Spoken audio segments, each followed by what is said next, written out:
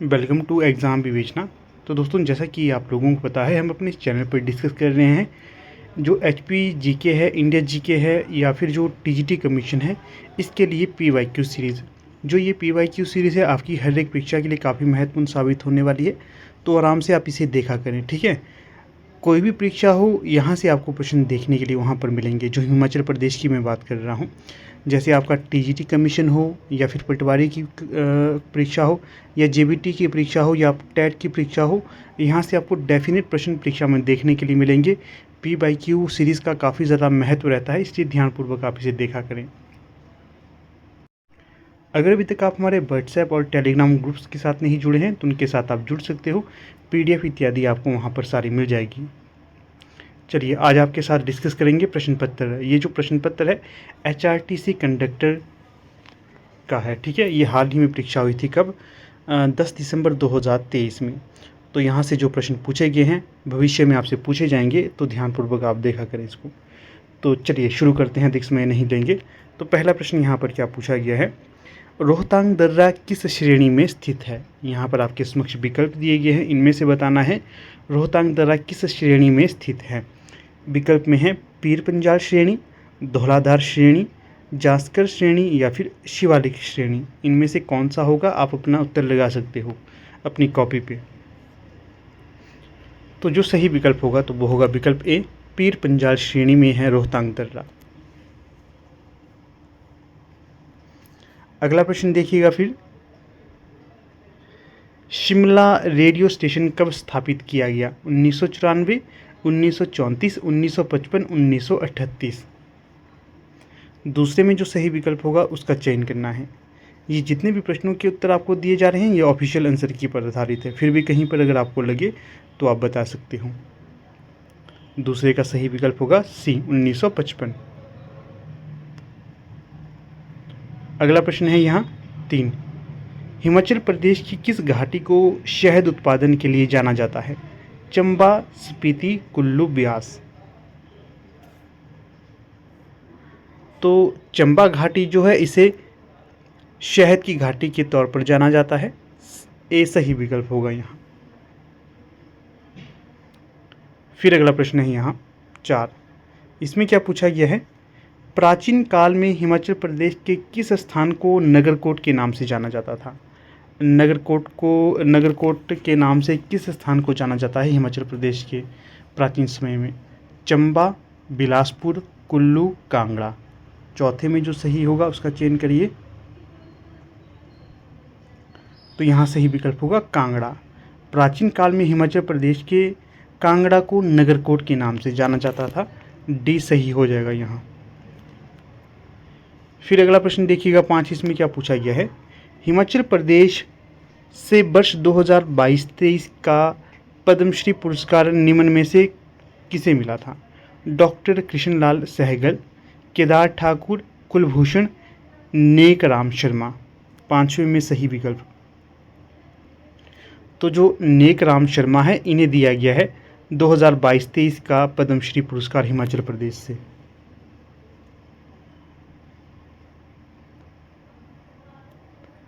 अगला देखिए 6, हिमाचल प्रदेश के निम्नलिखित जिलों को उत्तर से दक्षिण में व्यवस्थित कीजिए। मतलब ये है आपका उत्तर, ये है दक्षिण, इस तरह से करना है आपने, इस क्रम में। तो सही जो क्रम होगा छठे में, तो इस प्रकार से होगा। देखिए, सबसे पहले आएगा आपका कांगड़ा, सबसे पहले कांगड़ा आ गया, फिर मंडी के पश्चात शिमला, और सबसे दक्षिण में होगा सिरमौर। उदाहरण के लिए कांगड़ा यहाँ पर हो गया, फिर मंडी इस क्रम में हो गया, मंडी के पश्चात आपका हो जाएगा शिमला, और शिमला के पश्चात सिरमौर, ठीक है। ये क्रम, सबसे ऊपर कांगड़ा है, फिर मंडी है, फिर शिमला है, फिर सिरमौर है। अब यहाँ पर दिया गया है विकल्प, सूची ए को सूची 2 के साथ मिलाना है। अगर हम इसे मिलाते हैं तो कौन सा क्रम सही होगा? एक तरफ बांध दिया गया है और दूसरी तरफ नदी दी गई है। किस नदी पे कौन सा बांध दिया गया है उसका मिलान करना है। देखिए, जो आपकी नाथपा झाकड़ी है परियोजना है या बांध है, ये किस नदी पे बना हुआ है? सतलुज नदी पे। एक तो ये सही क्रम हो गया। फिर आपकी जो दूसरी है गिरिनगर किस नदी पे बनी हुई है? गिरी नदी पे। चमेरा किस नदी पे बनी हुई है? चमेरा बनी हुई है आपकी रावी पे। और पंडोह किस नदी पे बनी हुई है? पंडोह बनी है ब्यास नदी पे। तो ये क्रम रखिएगा याद, ये आपसे डेफिनेट पूछे जाएंगे परीक्षा में। एक सिंगल प्रश्न यहाँ से पूछा जा सकता है, जो चमेरा बांध है किस नदी पे है? अगर आपको आता हो तो आप रावी कर सकते हो, नहीं तो कंफ्यूज हो जाओगे। प्रश्न संख्या है यहाँ 8।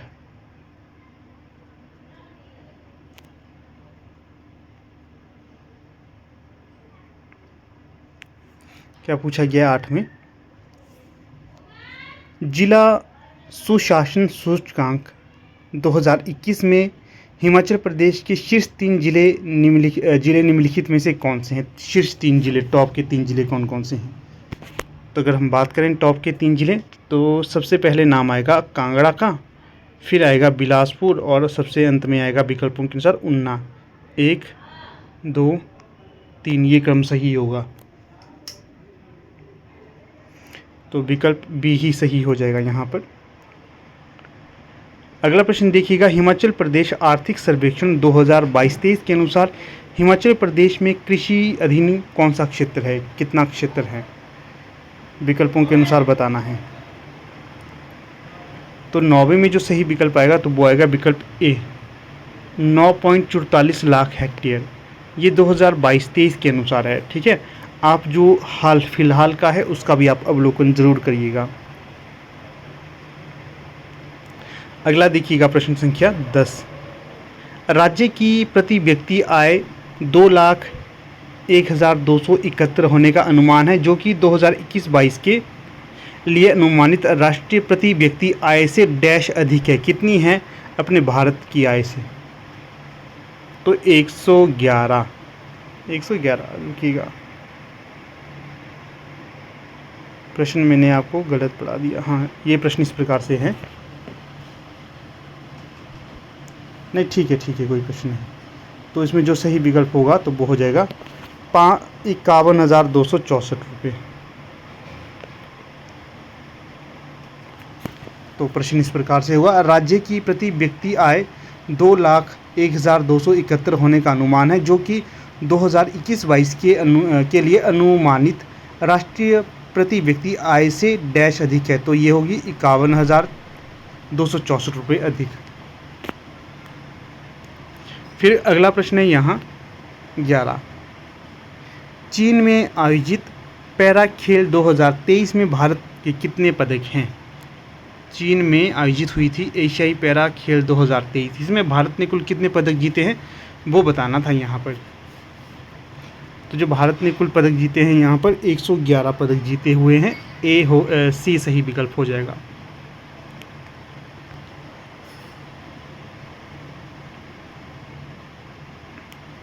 अगला देखिए, अंडमान और निकोबार को कौन सा जल क्षेत्र अलग करता है? अंडमान और निकोबार को, तो ये करता है 10वां चैनल, 10 डिग्री चैनल।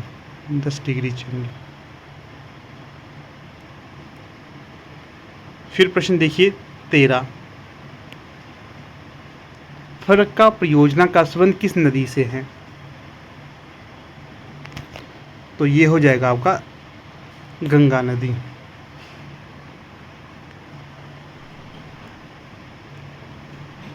यहाँ पर है, भारत की निम्नलिखित नदियों को उत्तर से दक्षिण दिशा में व्यवस्थित कीजिए। मतलब उत्तर में कौन सी बहती है, दक्षिण में कौन सी बहती है, उसी क्रम में, उत्तर से दक्षिण के क्रम में। अगर बात करेंगे हम इसमें जो सही विकल्प आएगा तो वो आएगा आपका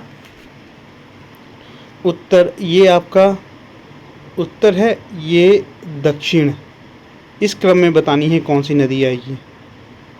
देखिएगा,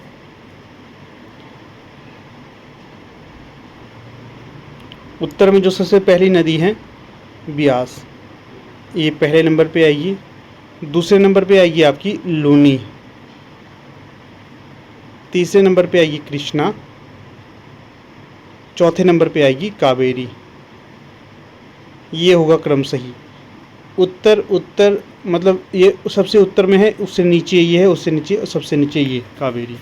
ठीक है, तो ये क्रम रखना है याद आपने। आपको इसी चैनल के माध्यम से मैं जितनी भी पीजीटी की परीक्षाएं हुई है उसमें जो GK section, Hindi grammar section, English grammar section पूछा गया है वो करवा दूंगा। साथ में जो असिस्टेंट प्रोफेसर की परीक्षाएं हुई हैं वो भी करवा दूंगा। सारे क्वेश्चन जो PYQ पे अवेलेबल होंगे वो आपको यहाँ पर उपलब्ध करवा दूंगा। ध्यान से आप बने रहें और अपनी कॉपी पे नोट्स उनके बनाते रहें।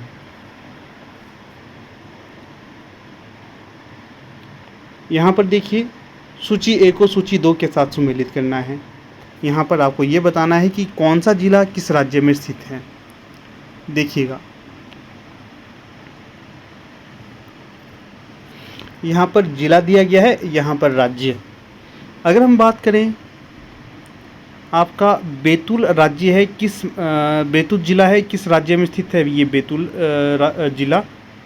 तो जो बैतूल जिला है ये आपका मध्य प्रदेश में ही सही होगा, ये क्रम सही है। भोजपुर ये कहाँ पर होगा, भोजपुर जिला आपका बिहार राज्य में स्थित है।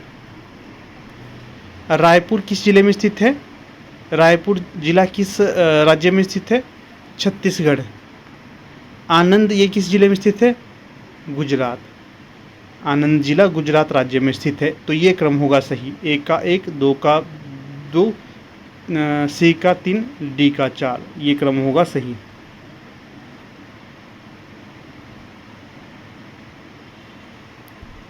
अगला देखिए प्रश्न, इसमें आपसे पूछा गया है ये, इनमें से कौन से राज्य में सर्दी के महीने में बाढ़ आती है। तो सर्दी के मौसम में कहाँ पर बाढ़ आती है, असम में, केरल में, पश्चिम बंगाल और तमिलनाडु। 16 का जो सही विकल्प होगा तो वो होगा तमिलनाडु में। फिर गाजा पट्टी का संबंध है कहाँ से, काला सागर से, मृत सागर से, तस्मान सागर से, भूमध्य सागर से। तो जो सही विकल्प हो जाएगा 17 का तो वो होगा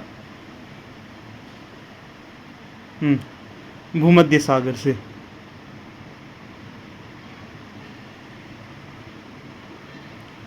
ये क्या हो गया,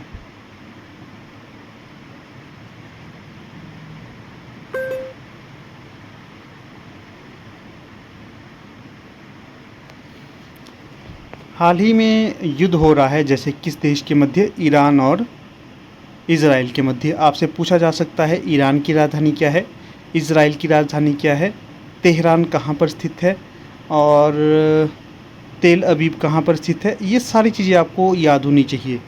ठीक है, 18 का सही विकल्प बताइए। प्रश्न क्या है पहले ये पढ़ लेते हैं। इज़राइल की विधायिका का क्या नाम है, इज़राइल की जो पार्लियामेंट है इसका नाम बताना है। 18 में कौन सा सही विकल्प होगा, तो सही जो विकल्प हो जाएगा 18 का तो वो हो जाएगा आपका नेस्ट कहा जाता है इसे, नेस्ट, इज़राइल की विधायिका को।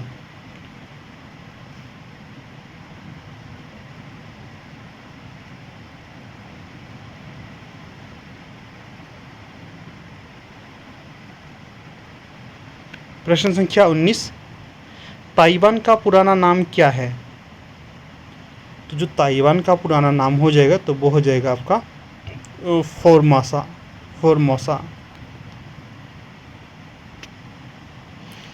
अगला देखिए, निम्नलिखित में से कौन सी वस्तु गतिशील अवस्था में है।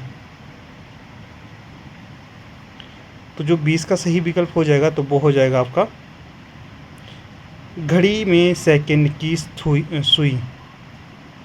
तो कौन सी गतिशील अवस्था में है, घड़ी में सेकंड की सुई, विकल्पों के अनुसार तो डी होगा सही विकल्प। आगे इंग्लिश ग्रामर के क्वेश्चन आगे, इन्हें भी हम देख लेते हैं। तो यहाँ पर खाली स्थान को भरना है, fill in the blank. Tara wanted me to write her name but dash, क्या होगा यहाँ पर। तो अगर हम विकल्पों को ध्यान से पढ़ते हो तो यहाँ पर सबसे उचित विकल्प जो ठहरेगा तो वो होगा neither of us had any paper two right on. ठीक है, ऑप्शन डी। अगला क्वेश्चन है 26। इसमें क्या पूछा गया है? 26 26 कहाँ से आ गया एकदम से? 22 के बाद 26 हो गया।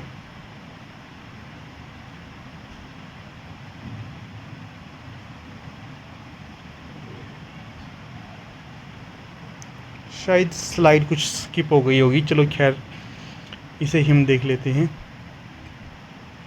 26 क्या पूछा गया है? Which of the following sentences is grammatically correct. यहाँ पर कौन सा व्याकरण के आधार पर शुद्ध विकल्प होगा?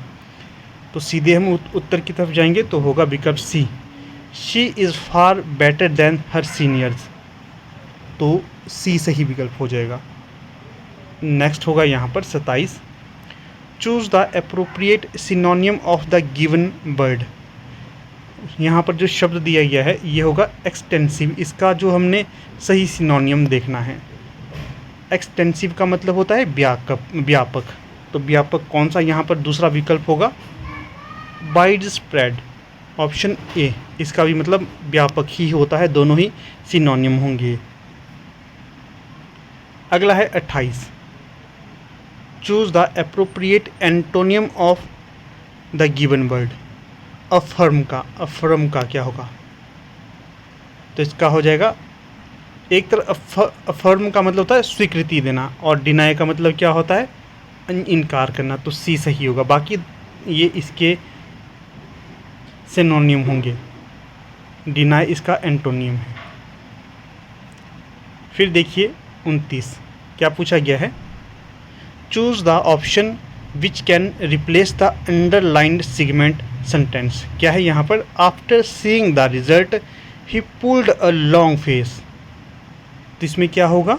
Option B, he looked gloomy. फिर देखिए 30, यहाँ क्या पूछा गया है? Choose the appropriate one word substitution that which is not permitted. जो चीज़ स्वीकृत नहीं होती उसे क्या कहा जाता है?